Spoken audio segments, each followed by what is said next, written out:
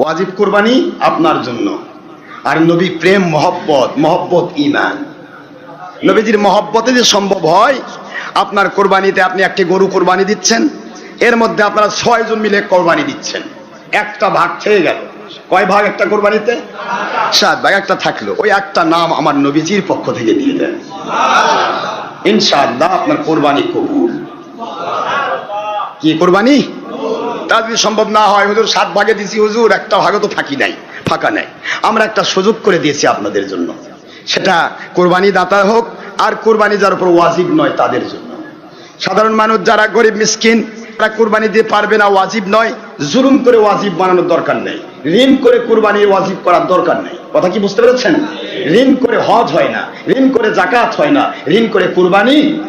আমি গত শুক্রবার বলেছি না, আপনি যে 5 লাখ টাকা ঋণ করছেন, ঋণ করে এখন 5 লাখে প্রতি 1 লাখে 2,500 টাকা করে জাকাত দিচ্ছেন, কি জাকাত হবে না? কারণ ঋণগ্রস্ত তো সে নিজেই জাকাত খায়, আপনি জাকাত দিবেন কেমনে? তাহলে অর্থ ঋণ করে যেমন জাকাত আসে না, ঋণ করে কুরবানি হয় না, ঋণ করে আল্লাহ রব্বুল আলামিনের কোন ফরজিয়াতিগুলি আদায় করার দরকার নেই। মনে থাকবে তো এটা? তাহলে আপনি কি করবেন?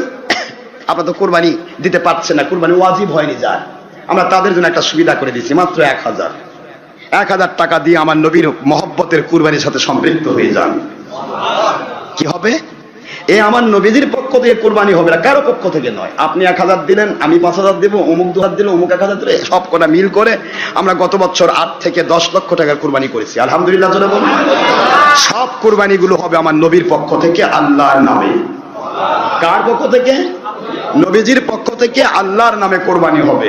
যারা যারা অংশগ্রহণ করেছিল সকলেই কোরবানি করা সওয়াব পাবে।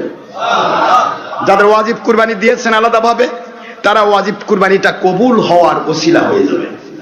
আর যাদের কুরবানি ওয়াজিব নয়, তারা এখানে স্বতঃস্ফূর্ত হওয়ার সঙ্গে শরীক হবেন, তাদের প্রত্যেকেই কুরবানি করার সওয়াব পাবেন। কুরবানি হলো নবীর পক্ষ থেকে, গোশতটাও আবার আপনার ভাগের গোশত, আপনি নিজেই খেতে পারবেন।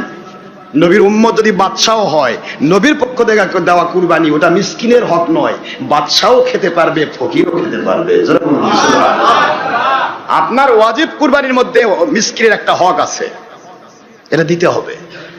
কিন্তু যিনি মিসকিন তিনি নিজে কুরবানি দিচ্ছেন, এখানে তো মিসকিনের হক নাই, আছে নাকি?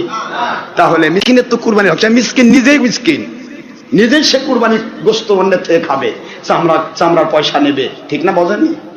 আর এখানে যে কোরবানির ব্যবস্থা করা হয়, এই কোরবানির মাথা, কোরবানির চামড়া, কোরবানির পা গুলি, এগুলি বিক্রি করে যে অর্থ হয়, এটাও যতগুলি মানুষ 1,000 টাকা করে অংশগ্রহণ করেছে, প্রত্যেকের মাথা পিছু হিসাব করে সেটা রেডি রাখা হয়।